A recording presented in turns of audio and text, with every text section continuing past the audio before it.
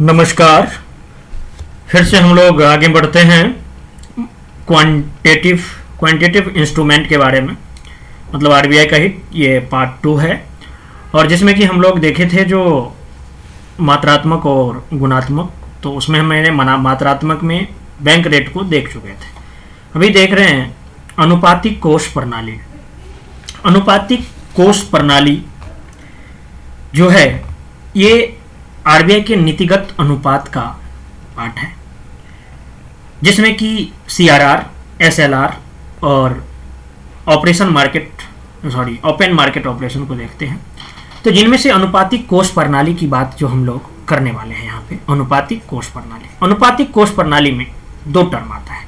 पहला टर्म आता है सीआरआर। सीआरआर का फुल फॉर्म होता है कैश रिजर्व रेशियो। और एसएलआर का होता है स्टैट्यूटरी लिक्विडिटी रेशियो, नगद कोष अनुपात और सांविधिक तरलता अनुपात। ये रेट वेरी करते रहता है। प्रेजेंट में अभी जो वर्तमान में चल रहा है, तो अभी वर्तमान में सीआरआर का जो रेट है वो दर है अभी वर्तमान में 4.5%। ठीक है, ये आपको पता ही है, सारी चीज़ आप पढ़ चुके हैं। जो कब इसका रेट चेंज होगा वो आरबीआई चेंज करते रहते हैं मार्केट के हिसाब से। और प्रेजेंट में जो एसएलआर का रेट है ना वो है 18%। ठीक है, ध्यान रखिएगा, ये आप अपने कॉपी में चेंज करते रहिएगा हर वक्त जब भी पेपर ऊपर पढ़िएगा। तो अब हम लोग यहाँ पे समझने के लिए 2-3 टर्म को देखेंगे, जिसमें कि पहला टर्म है GDTL, gross demand and time liability sorry. और दूसरा टर्म है NDTL, net demand and term liability. तो सकल मांग सावधि देयता जो होता है ये क्या होता है, और एनडीटीएल निवल मांग सावधि देयता ये क्या होता है, ध्यान दीजिएगा। बैंकों में 14 दिन का जो कामकाज होता है उसमें ये देखा जाता है जो 14 डेज में, 14 दिनों में बैंकों में कुल कितना जमा हुआ और कितना ब्याज आया। कुल जमा प्लस ब्याज, ये कब टू कब, फ्राइडे टू फ्राइडे नोट किया जाता है। ठीक है, ये रिपोर्ट फ्राइडे टू फ्राइडे आता है। तो इसमें 14 दिनों में कुल जमा प्लस कुल ब्याज जो है वो क्या कहलाता है, जीडीटीएल कहलाता है। GDTL gross demand and time liability. NDTL, अगर जीडीटीएल में से कितना निकासी किया गया है उसको माइनस कर देंगे तो क्या बचता है, एनडीटीएल। समझ गए होंगे बातों को। अब हम लोग इनका जिक्र कहीं कहीं पे आएगा तो बोलेंगे, तो आप समझ जाइएगा जो हम जीडीटीएल मतलब क्या बोलना चाह रहे हैं, एनडीटीएल बोल रहे हैं तो इसका मतलब क्या बोलना चाह रहे हैं। क्लियर बात। चलिए अब हम लोग दूसरा पॉइंट समझते हैं, बैंक खाता के बारे में जानेंगे। बैंक में जो खाता रहता है तो चालू खाता, बचत खाता, सावधि जमा खाता या आवर्ती जमा खाता, फिक्स डिपॉजिट या रेकरिंग डिपॉजिट भी बोलते हैं उसको। और जनधन खाता का नाम आप लोग सुने होंगे, मोदी जी जो लाए तो ये बहुत बड़ा जो है फाइनेंशियल इंक्लूजन को बढ़ावा मिला है, जो कि कोरोना के टाइम में भी बहुत सारे इससे मतलब डीबीटी के माध्यम से बहुत सारे योजना को लागू किया गया यहाँ पे जनधन खाता को। तो जनधन खाता भी जो है ना एक बचत खाता ही है। और आपने रुपए डेबिट कार्ड के बारे में भी जाने होंगे, और रुपए डेबिट कार्ड है ना, अब तो बहुत प्रचलित भी हो गया है डेबिट कार्ड। ठीक है, तो इसमें क्या होता है, चालू खाता, बचत खाता को दो टाइप में। जनधन खाता के बारे में आप जाने होंगे, जो जनधन खाते के बारे में 2 चीज़ हैं, हालांकि हम लोग देखेंगे भी योजना में। तो इसमें जो है ना ओवरड्राफ्ट यानी अधिविकर्ष, 10,000 तक आपके पास पैसा नहीं भी रहेगा ना तब भी आप निकाल सकते हैं, जनधन खाते में है ये चीज़ सिस्टम। और इसके लिए बीमा भी है। बीमा क्या है, बीमा का कौन एनपीसीआई करता है, और कितने तक, 2 लाख रुपया तक। ये चीज़ आप ध्यान में रखिएगा। छोटे छोटे पॉइंट है, अपना लोग को एग्जाम पॉइंट ऑफ व्यू से सारी चीज़ों को देखते चलना है। तो सीआरआर कैश रिजर्व रेशियो होता क्या है भाई, अभी तो 2 टाइप देखे थे हम लोग अनुपातिक कोष प्रणाली में। तो CRR cash reserve ratio, cash reserve ratio present में कितना है आपको बता चुके हैं। जो प्रेजेंट में कितना है सीआरआर, 4.5% है। ये वेरी करते रहता है, आप अपना चेंज करते रहिएगा पेपर पढ़ते वक्त समाचार पत्र के अनुसार। एनडीटीएल का सीआरआर का परिभाषा क्या होगा, एनडीटीएल का एक निश्चित अनुपात जिसे बैंक अनिवार्य रूप से आरबीआई के पास रखते हैं तथा आरबीआई इस पर कोई ब्याज नहीं देता है, उसको क्या बोलते हैं, सीआरआर बोलते हैं। क्लियर। अब सीआरआर को अगर आरबीआई बढ़ाता है तो फिर क्या क्या इसका इफेक्ट आएगा? साख सृजन, ये साख है भाई, साख सृजन क्षमता कम होगी, तरलता में कमी होगा, क्योंकि अधिकतर पैसा किसके पास चला जाएगा? अधिकतर पैसा आरबीआई के पास चला जाएगा। अगर बढ़ाएगा तो तरलता में कमी आएगी। ठीक है, अब अगर ये हो गई बात सीआरआर का, सीआरआर के बाद एसएलआर के बारे में जानेंगे। एसएलआर जो है सिक्योरिटी लिक्विडिटी रेशियो जो है, सामूहिक तरलता अनुपात, ये प्रेजेंट में कितना है भाई? प्रेजेंट में 18% है। इसको देखते रहिएगा, हम बोल चुके हैं आपको। इसका भी डेफिनेशन, एनडीटीएल का एक निश्चित अनुपात जिसे वाणिज्यिक बैंक या कॉमर्शियल बैंकों को अनिवार्य रूप से स्वयं के पास, किसके पास? स्वयं के पास रखना पड़ता है। किसके गाइडलाइन पे? आरबीआई के गाइडलाइन पे। और इसको किस रूप में रखेंगे? 3 रूप में रखने का छूट दिया हुआ है। एक तो नगद रुपये में, दूसरा सोना में, तीसरा सरकारी प्रतिभूति। और अधिकतर जो बैंक है ना, ये सरकारी प्रतिभूति के रूप में ज़्यादा रखते हैं। ठीक है, अपना कोटा इसी से पूरा करके रखते हैं, क्योंकि आप जानते ही हैं जो ये राजनीति के दौर में जितने भी अधिकतर गवर्नमेंट जो है ना ऋण लेते हैं तो फिर सरकारी प्रतिभूति देते ही हैं।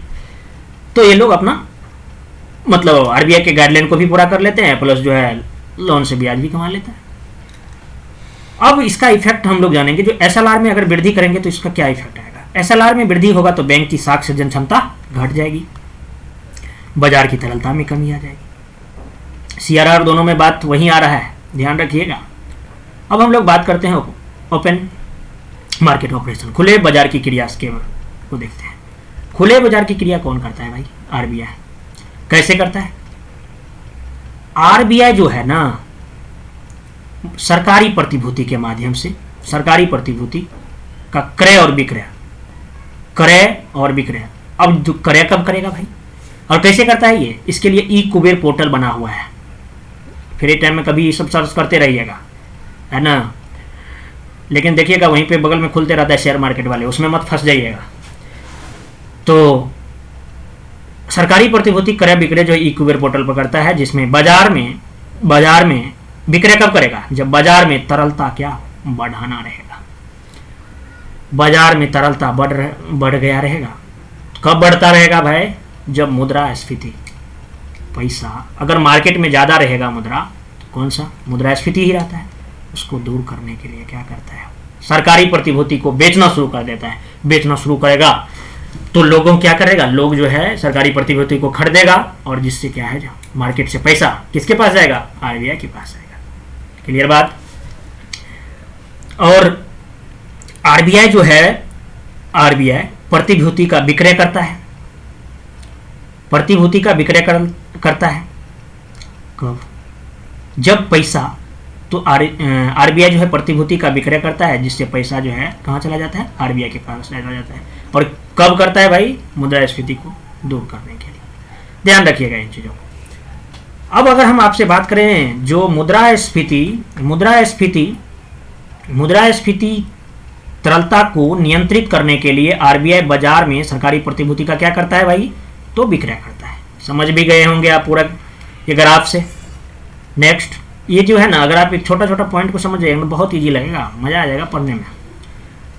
अब आरबीआई जो है, आरबीआई बाजार में अगर तरलता कम करना है उसे, तो बाजार में तरलता कम हो गया है, मांग जो है बहुत कम हो गया है, मांग कम हो गया है जिससे मंदी आ गया है।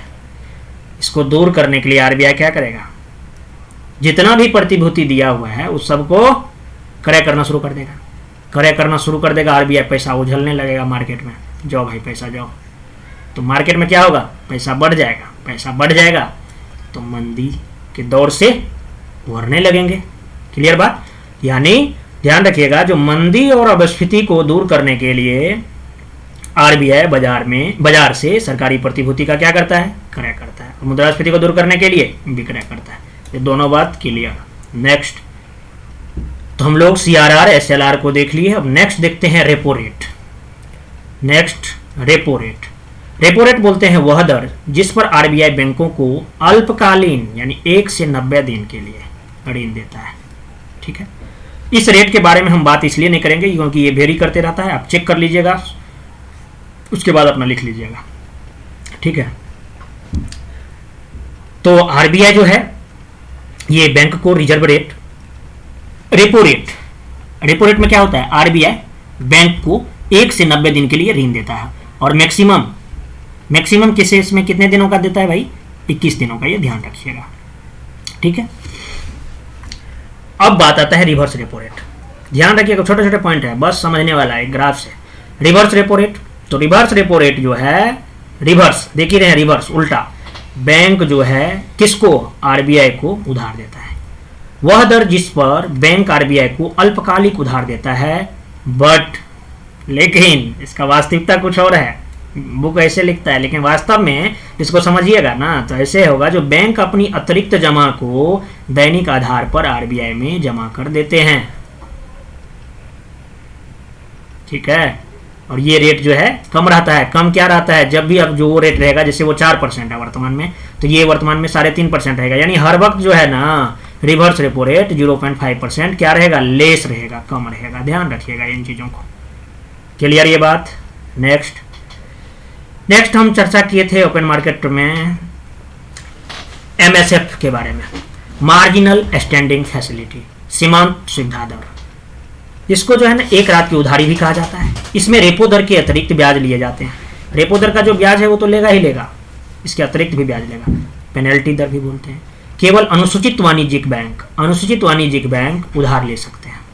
न्यूनतम कितना भाई, न्यूनतम 1 करोड़, अधिकतम एनडीटीएल का 1%। एनडीटीएल याद है ना, जीडीटीएल माइनस निकासी। जीडीटीएल किसको, 14 दिन में जितने भी जमा हुआ है प्लस ब्याज मिला है ना। और गिरवी के रूप में क्या रखना पड़ेगा, इसे उधारी जो लेगा एमएसएफ में, तो गिरवी के रूप में एसएलआर की प्रतिभूति रखना पड़ेगा। जो भी एसएलआर के रूप में प्रतिभूति के रूप में रखता था वो गिरवी रखना पड़ेगा। क्लियर बात एमएसएफ के बारे में, मार्जिनल स्टैंडिंग फैसिलिटी समझ गए। Next LAF liquidity standing facility. LAF जो होता है ना, एलएएफ के बारे में, ये जो है कोई भी बैंक जो है ये काम अपने लिक्विडिटी एडजस्टमेंट फैसिलिटी, मतलब बैंकिंग क्षेत्र में सुधार हेतु जो है एक समिति बना था, उसका नाम आप लोग बहुत अच्छे से जानते होंगे। उसका नाम था नरसिम्हन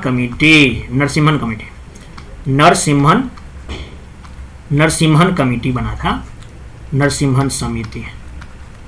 तो ये जो है नरसिम्हन समिति की अनुशंसा पर आधार वर्ष 2000 में तरलता समायोजन सुविधा यानी लिक्विडिटी एडजस्टमेंट फैसिलिटी को अपनाया गया। कब भाई, कब अपनाया गया, तो ये जो है ना एलएएफ को, लिक्विडिटी एडजस्टमेंट फैसिलिटी को कब अपनाया गया, 2000 ईस्वी में अपनाया गया। और किसके अनुशंसा पे, अरे भाई 2000 ईस्वी है वाई, ठीक है, 2000 ईस्वी में अपनाया गया। और वर्ष 2000 में, क्योंकि पता चलेगा जो क्या लिख दिया है काट ही दो भाई। वर्ष 2000 में एलएएफ को अपनाया गया। किसकी अनुशंसा पे अपनाया गया, नरसिम्हन समिति की अनुशंसा पे अपनाया गया। और तरलता समायोजन सुविधा जो है मौद्रिक नीति का एक प्रमुख अस्त्र है, हम उसका ही चर्चा कर रहे हैं, जिसकी मदद से भारतीय रिजर्व बैंक जो है वित्तीय बाजार की अलग अलग दशाओं में अल्पकालीन तरलता के बहाव को नियमित और नियंत्रित करने में सहायता मिलती है। किसको, आरबीआई को। और तरलता समायोजन सुविधा की मदद से रिजर्व बैंक जो है दैनिक आधार पर बाजार तरलता के मैनेजमेंट यानी प्रबंधन करने में सफल होता है और बाजार के ब्याज दर को संकेत देने में सक्षम होता है। पहले से संकेत मिल जाता है, अरे ये होने वाला है, तब तो बैंक वाले कुछ ना कुछ अपना कर खेला कर लेते हैं। बंधन बैंक जो है रातों रात उसका पैसा बढ़ गया था, कैसे, यही सब चीज़ों के बारे में वो अपना चेक करते रहता था। तो लॉटरी इसी तरह लगता है और एक बैंक बन जाता है, धीरे धीरे नेशनलाइज भी हो जाएगा। तरलता समायोजन सुविधा के द्वारा बैंकों को जो है ना पुनर्क्रय समझौते के द्वारा ऋण लेने और देने की सुविधा प्रदान भी की जाती है। तो ये सब बात है, आप ठीक है, क्रक्स में यही चीज़ जानिए, जो कोई भी बैंक ये काम कर सकता है और न्यूनतम 5 करोड़ की उधारी ले सकता है। Reverse plus reverse repo rate दोनों लगता है, और ज़्यादा कितने दिनों का भाई, 1 दिन का। और इसमें एक चीज़ सोचने समझने वाली बात यह है, जो इसमें बैंक अपनी आवश्यकताओं के अनुरूप तरलता का नियमन कर सकते हैं। और तरलता समायोजन यानी लिक्विडिटी एडजस्टमेंट फैसिलिटी की सहायता से भारतीय आरबीआई जो है बाजार परिस्थितियों के अनुसार ब्याज दरों की संरचना में समायोजन आसानी पूर्वक कर सकता है, इसलिए इसमें कोई बाउंडेशन नहीं है, ठीक है ना। अब जैसे कि इसमें क्या होता क्या है, देखिए आरबीआई है, जैसे अब ए बैंक है और बी बैंक है। बी बैंक को उधारी का जरूरत पड़ गया, इसके पास कोई आदमी आया, कोई कंपनी वाला बोला जो मुझे इतना रुपया लोन चाहिए, उसका क्रेडिट देखा, सारा कुछ देखा, उसको एकदम परफेक्ट रहा, देना चाहिए। लेकिन हुआ क्या ना, बैंक के पास पैसा नहीं है, जिस बैंक के पास कस्टमर गया है उसके पास पैसा नहीं है। वो तुरंत भागे भागे आरबीआई के पास गया, आरबीआई के पास भी नहीं था। लेकिन आरबीआई ने बोला नहीं, हो सकता है जुगाड़, जुगाड़ हो सकता है। उसने क्या किया, उसको ए बैंक ने जमा किया, ए बैंक के पास था, ए बैंक से जमा करवाया और बी को उधार दे दिया। और ये जो है ना, ये किस टाइप से करेगा, सारा का सारा जो आरबीआई खेला करेगा ये, यानी आरबीआई अपने अनुसार आरबीआई जो है ये एलएएफ की सहायता से बाजार परिस्थितियों के अनुसार ब्याज दर की संरचना में समायोजन आसानी पूर्वक कर लेता है। क्लियर, ये बात आप धीरे धीरे समझ चुके होंगे इन चीज़ों को, ठीक है। एक दो बार वीडियो देखिएगा, अपने समझ में आएगा। अब हम लोग बात करते हैं लॉन्ग टर्म रेपो ऑपरेशन का। ये ज़्यादा कुछ खास नहीं है, लेकिन आप थोड़ा बहुत जान लीजिए, एग्जाम में, बैंकिंग एग्जाम में पूछा है जाता है अधिकतर। प्रतिभूति, आरबीआई जो है बैंक को देता है कितना, प्रतिभूति जो है 1 से 3 वर्ष के लिए उधार लेता है और उधार रखना पड़ता है, यानी प्रतिभूति को गिरवी के रूप में, और उधार जो देता है तो वो किस रेट में देता है, रेपो रेट में देता है। उसी को लॉन्ग टर्म रेपो ऑपरेशन बोलते हैं। प्रतिभूति ज़्यादा हो जाएगा तो क्या करेगा, प्रतिभूति को आरबीआई खरीद लेता है, कहता है गिरवी दे दो, मैं तुम्हें उधार देता हूँ, और किस रेट पे भाई, तो रेपो रेट पे। ये बात क्लियर हो चुका होगा। नेक्स्ट बात, फॉरेक्स स्वैप। फॉरेक्स स्वैप ये भी आपको ओपन मार्केट ऑपरेशन का ही एक पार्ट है। इसमें होता क्या ना, जो अदला बदले, यहाँ पे बार्टर सिस्टम का ही प्रयोग है, अदला बदली का। तो ये अदला बदली का जो कॉन्सेप्ट है, ये 5 बिलियन का ये लिया गया है, जो मतलब इतना तक करने का एक स्कीम है, जो टारगेट कह सकते हो आप। और खुले बाजार की क्रियाएं का ही एक पार्ट है, ओपन मार्केट का ही। और 2019 से 2022 3 साल के लिए जो है ये अपना लक्षित किया है 5 बिलियन का। लेकिन क्या हुआ, इसका रिपोर्ट तो बहुत कुछ ज़्यादा पता नहीं चल पाया है। लेकिन ये होता क्या है, तो आप फॉरेक्स स्वैप जो है ना, बैंक डॉलर में, जैसे ऐसा तो नहीं है सिर्फ आरबीआई के पास डॉलर आता है, नहीं ना, बैंक के पास भी जा सकता है। तो बैंक क्या करता है ना, आरबीआई क्या करता है, जो बैंकों के पास जो डॉलर रहता है वो अपने पास ले लेता है। कैसे भाई, 3 साल के लिए डॉलर, बैंक से डॉलर ले लेता है। बैंक से डॉलर लेने के बाद उसको क्या देता है, आरबीआई जो है बैंक से क्या लेता है, डॉलर, और ये डॉलर के बदले आरबीआई क्या देता है, इसको रुपया, ठीक है, बैंक को रुपया दे देता है। अब क्या होता है ना, जो फिर 3 साल बाद जो है रुपया, बैंक जो है रुपया आरबीआई को दे देता है, और फिर डॉलर इससे ले लेता है, यानी अदला बदली करता रहता है। क्योंकि डॉलर का काम कहां पे हो रहा है भाई, आरबीआई के पास ना। आरबीआई ना डॉलर को मार्केट से लेगा। आप जो देखते रहते हैं, जो आज पैसा इतना रुपये से बढ़ गया, इतना रुपये से घट गया, ये खेला कौन करता है भाई, आरबीआई करता है। अगर आरबीआई के पास ये बैंक वाले इकट्ठा नहीं करेंगे तो कैसे इसको पता चल पाएगा, नहीं चल पाएगा ना। हालांकि एसएलआर के माध्यम से सारा कुछ पता रहेगा, वो नोटिस किया जाता है, लेकिन डॉलर का संरक्षक जो है, फॉरेक्स का संरक्षक कौन, आरबीआई, इसलिए फॉरेक्स स्वैप का काम करता है। ऑपरेशन ट्विस्ट की बात जहां तक करें तो ये जो है ना, ऑपरेशन ट्विस्ट का खेला, देखिए मोदी जी आने के बाद बहुत सारा चीज़ फाइनेंशियल इंक्लूजन पर हुआ है, जिनको आपको अच्छे से ध्यान में रखना पड़ेगा। ये बात है 23 दिसंबर 2019 की बात है। 23 दिसंबर 2019 को आरबीआई द्वारा ऑपरेशन ट्विस्ट के माध्यम से ओपन मार्केट ऑपरेशन के तहत 10,000 करोड़ की सरकारी प्रतिभूति का क्रय विक्रय किया गया था।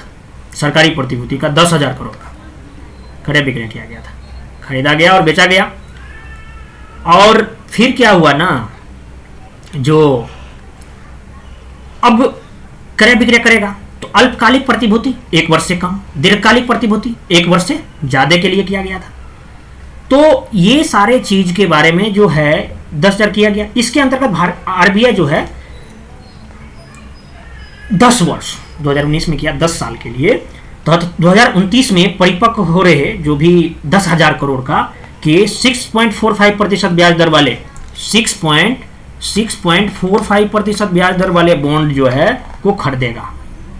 6.45 ब्याज दर वाले बॉन्ड को खरीदेगा कब? 10 साल बाद 2029 में।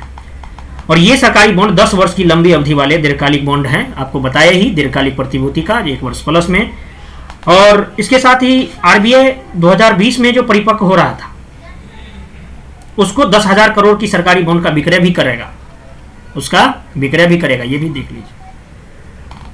ऑपरेशन ट्विस्ट के अंतर्गत केंद्रीय सेंट्रल बैंक जो है वो दीर्घ अवधि सरकारी बॉन्ड को खरीदने के लिए क्या करेगा? अल्पकालिक सरकारी बॉन्ड्स का विक्रय करता है।